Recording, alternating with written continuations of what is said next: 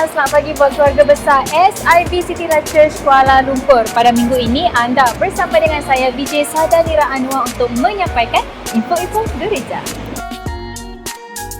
Pelayanan wanita SIB City Life Church Kuala Lumpur iaitu Sisters Abiding in Light and Truth akan menganjurkan Ladies Popbless 2025 iaitu khusus buat para wanita yang sudah berkahwin. Popbless ini akan diadakan pada 22 hari bulan iaitu hari Sabtu dan bermula pada jam 4 petang di arah 1 gereja kita.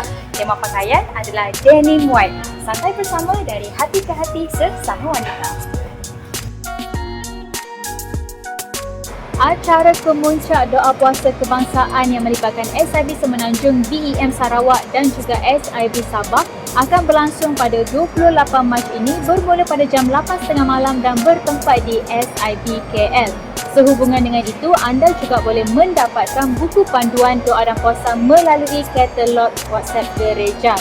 Oleh itu, marilah kita tetap bertekun di dalam doa dan terlibat sama di dalam kempen ini.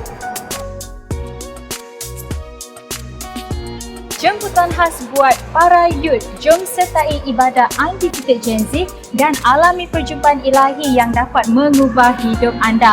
Ibadah ini akan diadakan pada 6 April iaitu jam 7.30 malam dan bertempat di SIB Heritage Petaling Jaya. Youth, remember, save the date and see you there.